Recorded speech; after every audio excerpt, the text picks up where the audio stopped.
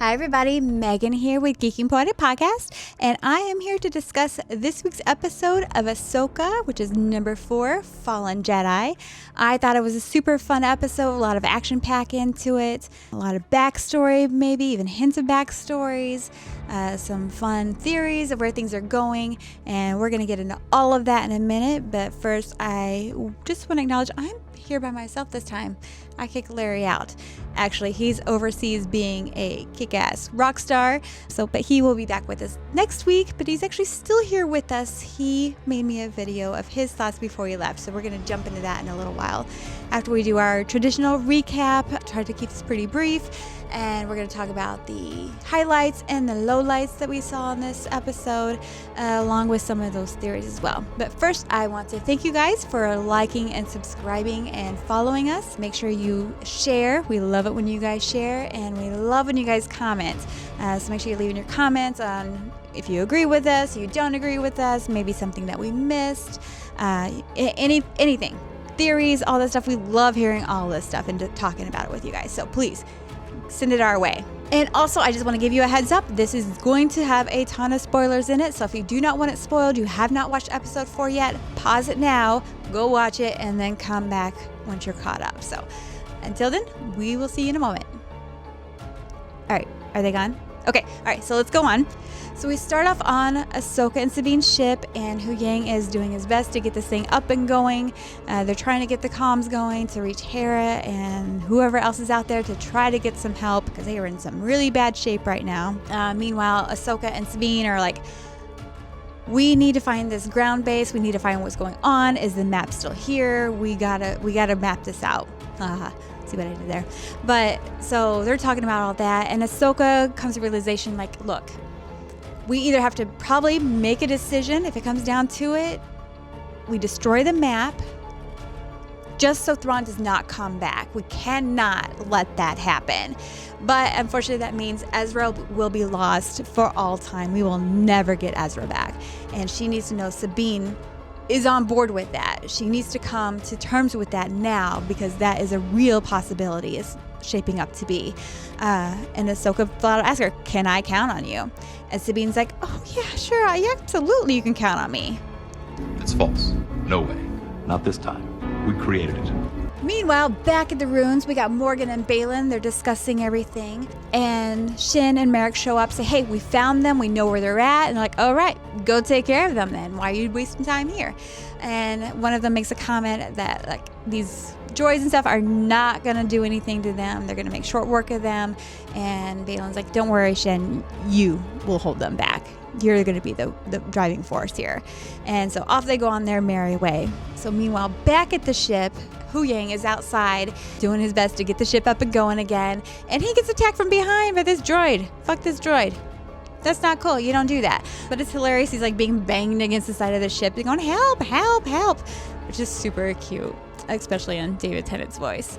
But he finds a way. He takes his little shoulder arm and knocks the power out on the ship. And Sabine's like, oh my God, this stupid droid. I can't believe you did this. She's like, Ahsoka's like, yeah, no, that's on purpose. Something's going down. So they run outside and quickly make short work of all these droids working together, doing awesome. I really enjoyed the scene. We'll talk more about that later too, but I thought they were kick-ass working together, and they made short work of them just like they predicted that they would. And so they decide, you know what, we really got to get to the ground base now because clearly something's happening. They don't want us here. So they're going to go take off, and Hu Yang was like, can I just ask one question? I just want to ask one favor before you girls go. Can you please just stick together? I just want you to stay together. You work better together than separate. You guys need each other. Please just stay together, okay? And the girls are like, yeah, sure. Mm-hmm. Yep, we're going to stay together. We're going to go together now. We're going. Okay. All right, together. We're going. Bye. And he's like, oh, good. You guys do so much better together. And so off they go together. So meanwhile, way back on the other side of the galaxy, we got Hera, and she is going full on rebel. She's like, once a rebel, always a rebel. Her words, which is awesome. And she's got her crew together and everything. And she's like, you know what? I'm not sitting around. I'm disobeying orders. I'm risking everything. I don't care. I cannot sit around and watch this happen. I'm going to help. And she takes Jason, and she's got Chopper in tow, and they go off to help. And Jason, it was so cute. He got to pull on the hyperdrive to shoot him off into space, and he just looked so happy to be able to do that. So that was a super cute moment. Meanwhile, back at the ruins, Baylan and Morgan are discussing the importance of these coordinates they're working on and how vital it is that they have to be accurate. Super accurate, because if they're off just a little bit, they're going to be lost to the voids of space for all of time. And Baylan does not seem to want that to happen. And Morgan's like, you know what? You're just going to have a little faith. I got my witch magic happening over here. We got this. Don't worry about it. Have some faith. And Baylan's like, lady, I've lost my faith a long time ago. So back in the woods, Ahsoka and Sabine are running, and they run into Shin and Marok. And Sabine takes a look at Shin, and she's like, you know what? This girl stabbed me. I don't like her. And she starts blasting away at her. And so they're fighting and everything. And to me, it's more like they were running from each other. And it's like a cat and mouse thing the whole time. Meanwhile, Marok and Ahsoka are off doing their thing, being badass Jedis and everything. And Marok starts doing his twisty thing like the Inquisitors do and everything with his lightsabers. And Ahsoka's just kind of sitting there like, go ahead, make your move. I'm ready. Do it. I dare ya. And so he does, and she just went one fell swoop, and that was that. Into Marok. All the rumors, all the theories we all had for him, no more. That's done. So he shoots out all this green dust, which from what I'm understanding is showing that he was being kept alive by the Night Sisters' magic. They resurrected him, brought him to life. So who knows who he actually was, if he was anybody. He may have just been Marok. We don't know. But he is no more. That is for certain. So meanwhile, Shin and Sabine are like, oh, crap, Marok's gone. Okay. And Shin's clearly not happy about that. So they continue fighting. And Sabine's like, go, Ahsoka, go. Please go. You got to find the map. I got this. Don't worry. I got her. And Shin's like, you're going to regret saying that. Now, what did Hu Yang ask? Did he not just tell them, please stick together? You work better together. It's better if you're together. And they split up. Ugh. These are Ezra moments if I ever had them. Oh, okay. So they're split up now. Do not listen to Hu Yang. You always have to listen to Hu Yang. He knows what he's talking about, people. Clearly. So she sees Morgan's ship flying off. She's left Baylan in charge of the ruins, make sure nothing happens to the map. And so Baylan's patiently waiting there. He's like, I've heard so much about you from Anakin. And she's like, that's funny. I haven't heard anything about you. You clearly weren't important. I don't know you. And he's like, fortunately, Anakin was known by many people in the galaxy. He was very well known.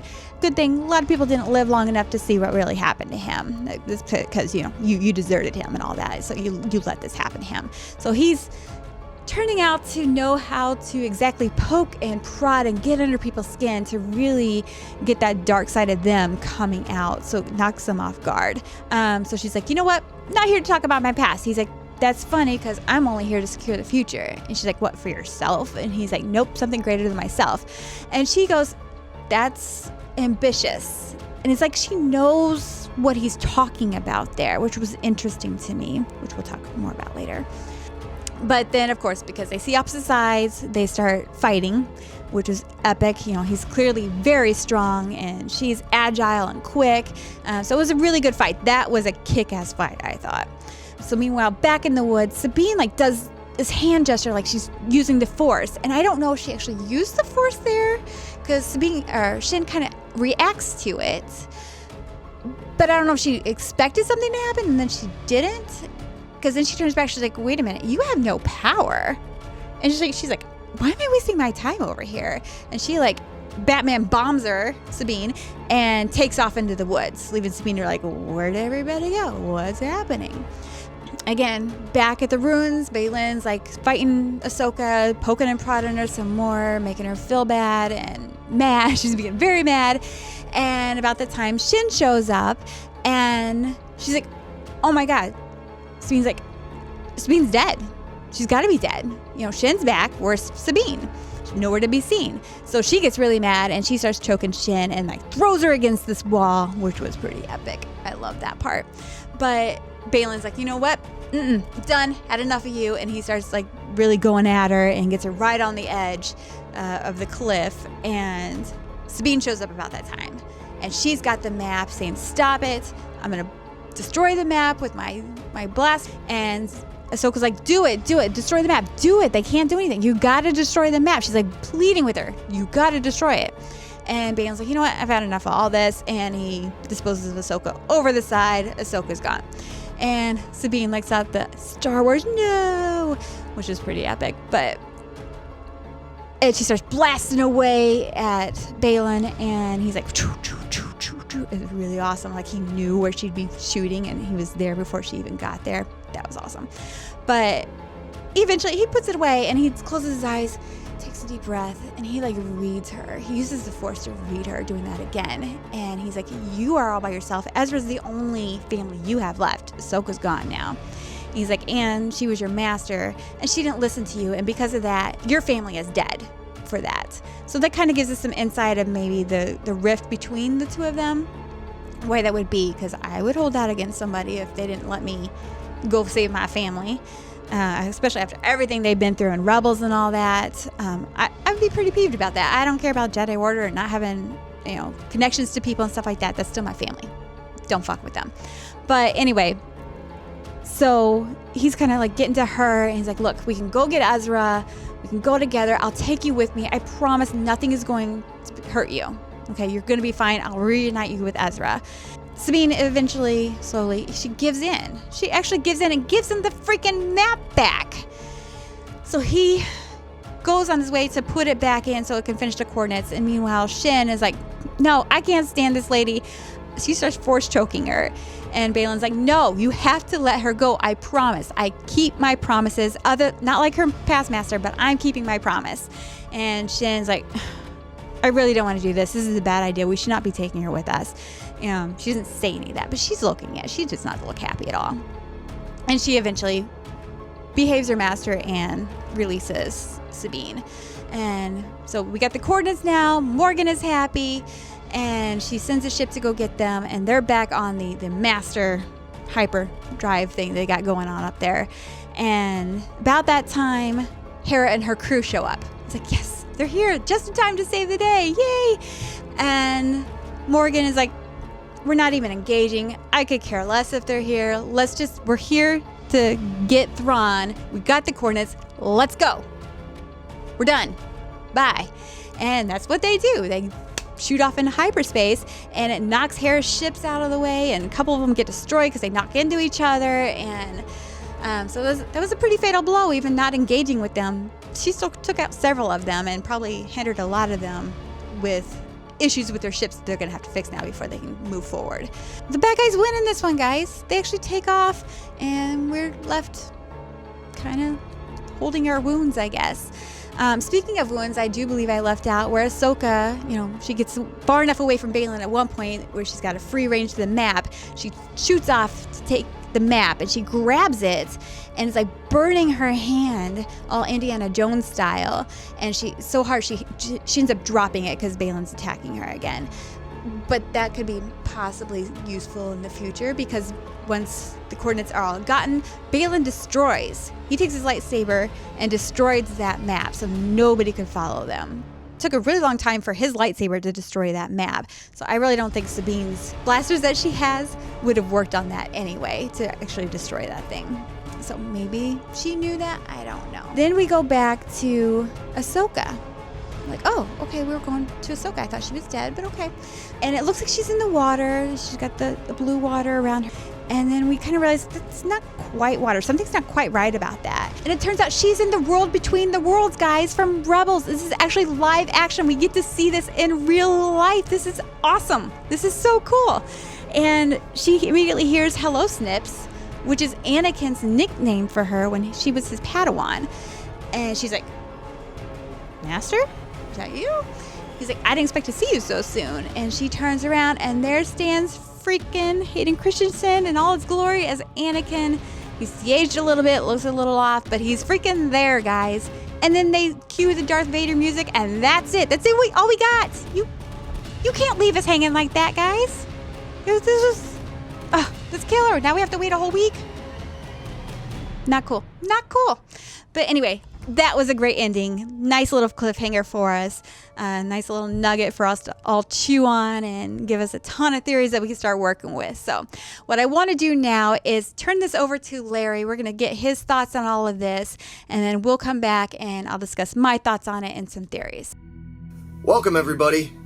Larry here from Geeking Poetic Podcast. Man, I really wish I could be in the studio today with Megan to talk about Episode 4 of Ahsoka, because there is a lot to unwrap with this episode. But unfortunately, I'm on my way out of the country. I've got touring to do with my band, and I won't be back for about a week. So, in the meantime, I'm just going to give you some of my thoughts, the highlights and the lowlights of this episode. I'm in my cave here of toys, so I figured this was a good setting for me to talk about Star Wars stuff since I have so much of it behind me. So let's get into it. First off, the highlights. I loved the battle sequences. It was really cool getting to see Hu Yang get some punches in with some of those assassins that came after them. That was a lot of fun. Even his little ow that he made when he was getting banged up and everything. That was awesome. It was really cool to get to see some insight more into the whole dynamic between Baylan and Shin. I definitely think that we're going to see more dissension going on there between the two of them, especially on Shin's part. I think she's more and more showing that she's getting aggravated with her master, especially when he tells her to back off because he made a deal with Sabine. You could tell she did not like that at all. And I'll be interested to see where that goes. I also thought it was really interesting when Morgan Elsbeth makes the comment to Baylan that, he seems like he's scared and everything. And Baylan basically is like, yeah, I have a right to be scared. I'm really liking how they're unfolding that character. And they're still not really revealing what his ultimate plan is. Even later when he faces off against Ahsoka, and he's talking about how sometimes you need war to come in to destroy everything and start over again, that sort of thing. And I think that's an interesting concept because we've seen over and over again in the Star Wars universe how they keep so-called defeating evil, and then it just keeps coming back because evil manifests itself in different ways. You have senators who are corrupt, or they lack empathy and care for other people, and it just keeps going over and over again. And especially where the Jedi were concerned, we have to remember this is still at a point where the whole Jedi concept and the good Jedi Knights and all that really hasn't come back into play with most of the people out there. They still look at it as an old hokey religion and a bunch of people who ultimately let them down. I enjoyed getting to see Sabine trying to fight and once again trying to hold her own against Shin. Obviously, she only did so well there, but I mean, we've got a lot of growth yet to come. But I still thought her action sequences, all the action sequences, were really, really cool. As I predicted, I had a feeling that Hera was going to go rogue and was going to be a rebel, as she said, once a rebel, always a rebel. And that she got the X-Wing squadron to go and help her try to go after the Eye of Sion. That unfortunately didn't go so well, and I got a kick out of Jason's little comment about, I have a bad feeling about this. We got to keep that tradition going. And I have to admit, I got a kick out of the fact that Ahsoka pretty much disposed of Marok. So much for all those theories about who that was going to be. Is it Starkiller? Is it Ezra? Well, no. Now he's just space dust, because she sliced him in half and he just literally exploded like a party balloon, which I thought was kind of funny. But that was a new one. I don't think we've seen that before. But that was pretty cool. Yeah, there was a lot of really good high points in this episode. Okay, now let me talk about some of the low points for me. Some of the things that I didn't quite get or I'm feeling a little tentative about. First of all, they're continuing on, obviously, with the whole dissension between Sabine and Ahsoka. And I feel like, to a certain degree, they're pushing that too much. I don't know. Maybe this will play off better later, but I just feel like there could be better understanding of what's going on there, because there's not really been any development. We're now 4 episodes in, and it's still just kind of the same thing. Ahsoka doesn't trust Sabine, and Sabine's frustrated and fed up with everything, and I'm really curious to see where they're gonna go. It's not a major low point for me, but I really do hope that by the next episode we get to see some development. Plus, a bigger low point for me about this was I felt like Sabine gave in way too easily to Baylan after Baylan supposedly defeated Ahsoka. I don't know. I don't know. I felt like that was just almost too obvious. There's a part of me that really hopes that whole thing was sort of part of a master plan. Maybe, like they knew that was going to inevitably happen, and maybe this is a way to get in there. I don't know. That whole thing just didn't really sit really well with me. And I am excited. I guess this is both a highlight and a low light. I am excited to see Ahsoka back in that whole realm between the worlds or whatever it is, like we saw in Rebels. She spends a lot of time there, it seems like. I think that's cool that they're bringing that back. I figured they were going to. And it's cool to see Anakin Skywalker again. Now, we knew Anakin was coming back. We knew Hayden was going to play the role again, but we didn't know if it was going to be in some sort of flashback kind of scene, or I don't know, some hallucination or something in her mind. We didn't know it was going to be this whole between worlds thing.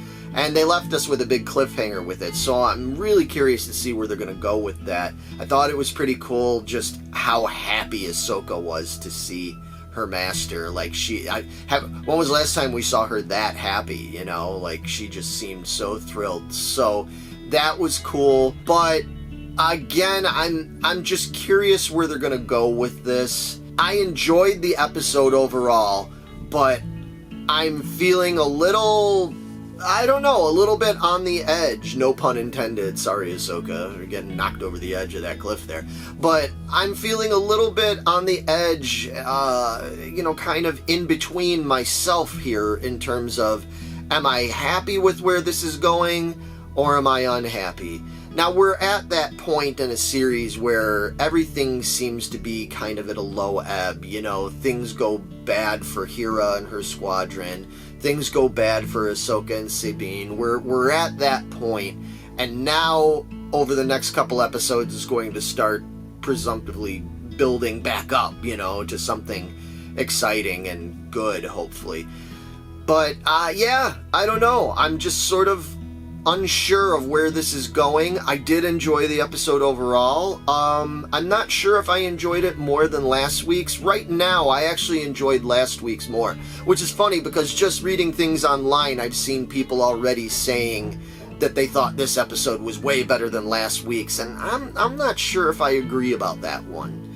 But again, it's going to depend on where they go next week, and hopefully I should be back in town in time to catch the next episode next week, and then I should be back in the studio with Megan, and we can fully talk about this properly. But I just wanted to get my thoughts out there for all of you, and please leave comments. Let me know what you think about my thoughts on it. If you agree or disagree, I'm totally open to hearing more from you about that. If I'm wrong, hey man, let me know, because it's just my opinion. But anyway, I will be back soon, and I'm going to send it back over to Megan in the studio there. So, see ya. Bye.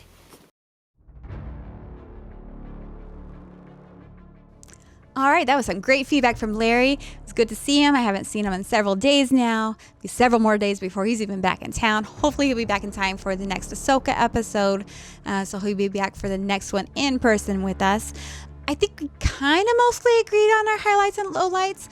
Maybe a little differences, and whereas he doesn't really see where this is going, I have maybe some ideas, some theories that I've heard tossed around that may or may not happen. So my highlights here were Hu Yang. I just love that dude. He's so much fun. He's such a character, and I love that his character shows in his eyes where he squints. He's like looking in the tree line, and when he's fighting, he's like looking like he's mad and stuff like that. And that's not how droid eyes work. He just shouldn't need to squint to see better or anything like that, but it just shows character. And I just love this little guy. And again, how he just yelled help when help. It cracks me up. I love everything about this character. Secondly would be the fight scenes. Mostly I love those. I love outside the ship whenever Sabine and Ahsoka were fighting. They were fighting together. Sabine uses her grappling hook to pull that one in and then pulls him right onto Ahsoka's lightsaber. I really enjoyed that. I heard some people saying they thought it was kind of discombobulated because of the scene they were using, because they actually used like a set, and it kind of leaves them limited on the motions and everything they can move. It's like they're fighting in front of the trees instead of between the trees is what I heard. I didn't feel that way. I thought it was awesome. So I'm very curious what anybody else thinks out there. The wood scenes whenever Merrick and Ahsoka are fighting, I thought that was kick-ass. I really enjoy them battling back and forth. The Shin and Sabine fight, I did not care for so much. I thought, again, I felt like it was more like a cat and mouse. They were chasing each other more than fighting. Like one kept running from the other one, and I was just like, are we standing up and fighting? Or are we going to be running from it? Why are we doing this? And I don't know, maybe that was the whole point of Shin's plan, was just to keep them busy. They just need to stay busy long enough to get these coordinates. So maybe that was the plan all along. But I don't know, it just felt kind of chickenish to me. My opinion, my humble opinion. The Baylan Ahsoka fight, I thought that was really well. I love how Baylan like pokes and prods. Another highlight is Baylan's character. I love how they're building him up. He's still got a lot of mystique to him. We don't know where he's coming from, what his background is. It's sounding more and more like he, left the Jedi Order before Order 66, so he wasn't even in that to be a part of that destruction. I don't know. He knows from experience, because when Morgan was like, are you scared? Do I sense you're scared in there? He's like, no, that's experience. You don't mess with these Jedis. He's got a lot of respect for Jedis, and you could tell he really doesn't want to kill Ahsoka or Sabine for that matter. I think he more wants to turn them to his side. Whether what that side is yet, I don't know, because I'm still not sold on him being completely bad. He doesn't just take Sabine out. He stops it and uses the Force to gain her to his side, which I thought was very interesting. Another highlight for me was Hera coming to the rescue, being badass Hera's like, I don't care, I'm coming anyway. While we're speaking of that, part of the lowlights of that is she took Jason with her. I was like, that's bad parenting. I'm sorry, you don't take your kid to go fight these battles? Surely there's a droid or anybody that can watch Jason while she goes into battle. So I don't know, hopefully maybe he gets Force sensitive, because he does have the comments, like Larry says, like, I got a bad feeling about this, which is huge in Star Wars as well. So maybe that's the Force coming out of him. His dad is Kanan Jarrus, so who knows? Maybe he has a huge part to play in this down the line, and that's why he needed to go. But to me, it just seemed like bad parenting. And then obviously Anakin's return. That was a huge shocker to so many people. I watched a ton of reaction videos, and so many people's jaws were dropped and they were crying because they couldn't believe that the two of them were reunited. And who knows where it's going to go from here. I have maybe some ideas. We'll see. Some lowlights again were the Sabine and Shin fight. I talked about that. Marok dying so quickly, I did not see that coming. It was super cool that he was obviously being kept alive by magic, but then all our theories, people thought there was Ezra, and I thought maybe it could be somebody else trained by Darth Vader that they were going to face off. It was none of that. It all led up to nothing, and I'm sure Filoni and them are just laughing their asses off at us, but keeping it interesting, keeping us all engaged. That's what it's all about, I guess. So, but that turned out to be absolutely nothing. And I'm with Larry. I was like, I cannot believe Sabine so easily gave up that map. It's like, you guys just had a whole conversation about it, and you already give it up. So I'm with Larry. I really hope this is like a whole big master plan that we're not aware of yet, that they all came up with together. And this is just going to look bad for a while. We're going to think, Sabine's always been one to be more inspired by the dark side, shall we say. that maybe we're led to believe that she's going to turn to the dark side. I really hope that's not the case.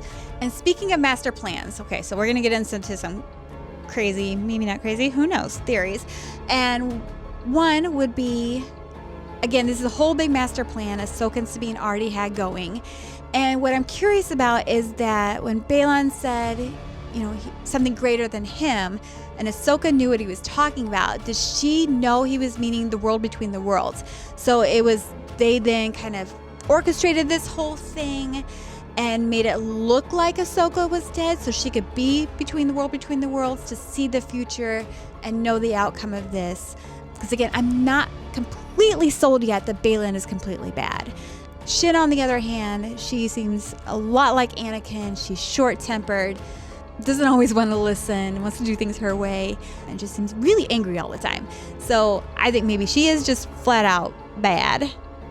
Don't care for her, but I'm not completely sold on Balin. So I'm really wondering, is this like an all big master plan that they like telepathically knew in that instant that they could do this to work together? Because how else would she have gotten there? I don't know. And another theory I've been hearing going around is Anakin really even Anakin? Is he just masquerading as somebody in the world between the worlds to get to Ahsoka and get certain information out of her? Because we got the Darth Vader music so quickly after he showed up, is he really Darth Vader and he's just baiting her into some trap? That could be. Or maybe it is actually Anakin, and they're going to go on this journey together in the world between the worlds, go back and see these past events, see these future events, and kind of show her, look, it had to be this way for you to make these positive changes. We don't lead to destruction every time. You are going to be the change. And that will basically absolve her of all this guilt that she's been carrying around, that everybody keeps rubbing it in that she left him, and that caused him to go to the dark side. So that'd be kind of cool. I would really enjoy that. And if it is somebody masquerading as Anakin to get to her, will somebody maybe come to her rescue like Ezra did before in the world between the worlds? Maybe not Ezra, or maybe it could be Ezra. He's talking to her from another world and guides her to where they're at so she could find them and then meet up with Hera and all them. Then she goes on her own journey maybe, and then saves Sabine and all this stuff. Or could it maybe be Kanan? That'd be pretty awesome to bring Kanan into this somehow, because he had that really strong connection to those Lothal wolves. He even had the same name as them, and we never really got a lot of resolution with any of that before he passed away. So that'd be super cool if we got Kanan into this live action show somehow like that, because we got to see just a tiny little picture when Jason and Hera took off from their ship. There's a little picture there. It's really grainy. You had to look really fast to see it, but he was there. So does that mean maybe he's been cast somewhere? Maybe we'll get to see him. That would be super cool. I'd really love that too. And then lastly, obviously, with Ahsoka possibly burning that map into her hand, Indiana Jones style, does she have that map? They destroyed it, but does she still have at least half of it? Hopefully the important half of it, to understand where that map is leading her to. Does she see enough of it when she was standing there, hopefully taking it all in and seeing where it was pointing to that one particular place they had in mind, where that map in her hand can help lead her to that between the worlds? Or does she come out of it and join Hera? And this can go so many different directions. I'm super excited. I know Larry's kind of like iffy on the side of it, but I'm stoked. I cannot wait for episode 5. We will be back next week to discuss episode 5. Again, remember to like, subscribe, comment, share, all that fun stuff. We want to hear from you guys. We want to hear your theories, your thoughts. What are you thinking about Ahsoka so far? And we will see you guys next week. Bye, guys.